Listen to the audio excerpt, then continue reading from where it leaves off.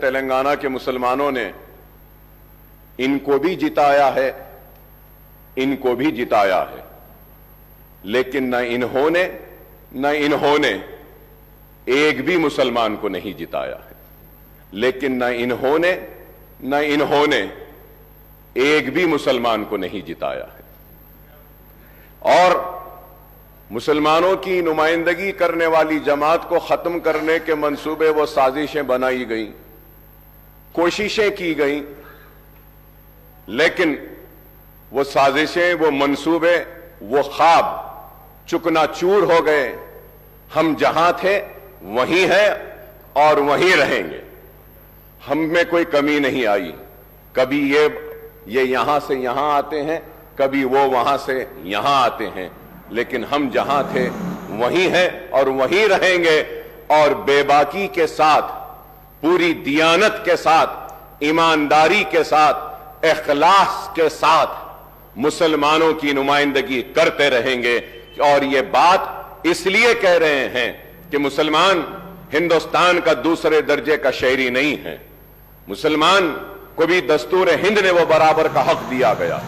और इस ऐवान में खड़े रहकर हमारी तारीख है कि हमने मुसलमानों के लिए, पिछड़े हुए तबकात के लिए, SC STs के हुकूक के लिए हमने जिद्दोजहद की है और आगे भी हम करते रहेंगे।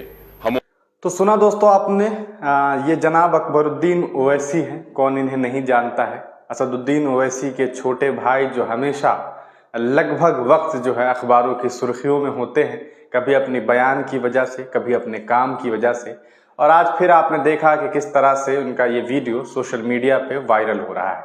ये वीडियो नई असेंबली की है। अभी अभी तेलंगाना में नई सरकार बनी है। BRS सरकार से हट करके कांग्रेस की सरकार वहां बनी है, लेकिन AIMIM पार्टी के नेताओं का तेवर जो है वो वही है। लोग ये कह रहे थे कि असदुद्दीन ओवैसी के भाई अकबरुद्दीन ओवैसी किस तरह से सदन के अंदर बात करेंगे जब कांग्रेस की सरकार बन जाएगी। आप देख सकते हैं कि कांग्रेस की सरकार बन गई है, लेकिन अकबरुद्दीन का वही तेवर है। वो फिर मुसलमानों के हक की और हुकूक की बात करते हुए ये बात कह रहे हैं कि चाहे BRS हो चाहे कांग्रेस हो, आप दोनों ने ही मुसलमानों को नहीं जिताया। आपने मुसलमान कैंडिडेट को खड़ा जरूर किया, लेकिन आपने किसी को जिताने का काम नहीं किया। आपने मुसलमानों की पॉलिटिकल जो है कहा जा सकता है हत्या करने की कोशिश की। आपने कभी मुसलमानों को बढ़ाने की कोशिश नहीं की। वो हम हैं जो मुसलमानों के हुकूक की बात करते हैं।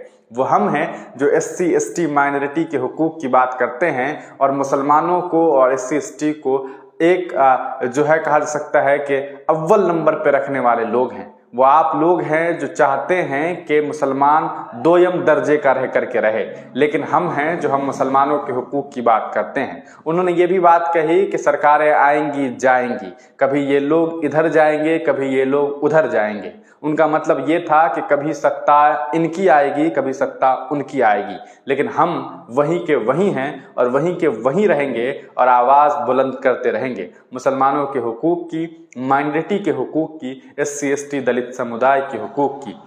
आपको बता दें कि अकबरुद्दीन ओवैसी को हाल ही में प्रोटेम स्पीकर भी बनाया गया था। इसके बाद भारतीय जनता पार्टी के नेताओं ने उनका जम करके विरोध किया, जिसमें T राजा सिंह हैं। आप जानते हैं वो अक्सर अकबरुद्दीन ओवैसी के खिलाफ आपत्तिजनक लफ्जों का इस्तेमाल करते रहते हैं। उन्होंने अकबरुद्दीन ओवैसी के प्रोटेम स्पीकर रहने के दौरान शपथ भी नहीं लिया, जब तक के बाद में कांग्रेस के एक नेता को स्पीकर नहीं बनाया गया। बतौर स्पीकर जब कांग्रेस नेता स्पीकर बने, तब जाकर के भारतीय जनता पार्टी के 8 अलग अलग जो विधायक थे उन लोगों ने शपथ ली। लेकिन इससे अकबरुद्दीन ओवैसी और AIMIM पार्टी को मुझे नहीं लगता कि कोई फर्क पड़ा होगा। AIMIM पार्टी के नेता अकबरुद्दीन ओवैसी ने आंख से आंख मिला करके कांग्रेस से सवाल पूछना शुरू कर दिया है।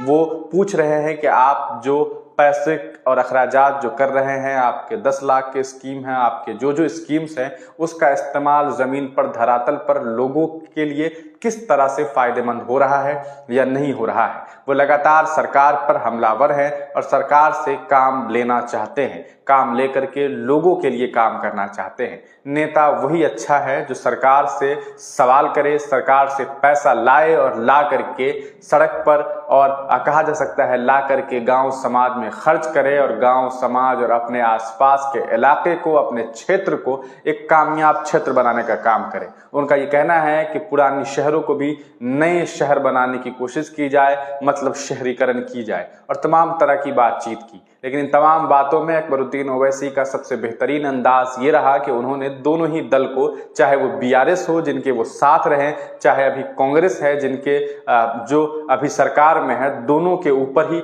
उन्होंने ये बात कही। उन्होंने ये आरोप लगाया कि इन लोगों ने मुसलमानों को हराने की कोशिश की है, इन लोगों ने मुसलमानों की क़यादत को ख़त्म करने की कोशिश की है, लेकिन हम हैं जो अटल हैं और हम फिर से उसी तरह से खड़े हैं और उसी लहजे से बातचीत करेंगे और इनसे सवाल पूछेंगे और मुसलमानों के हुकूक का काम करेंगे। आप तमाम लोगों का अकबरुद्दीन ओवैसी की इस स्पीच को सुनने के बाद क्या कुछ इजहार ख्याल है, कमेंट सेक्शन में ज़रूर दीजिए। तब तक के लिए दीजिए इजाज़त, फिर मिलेंगे किसी नई वीडियो के साथ, किसी नई पेशकश के साथ।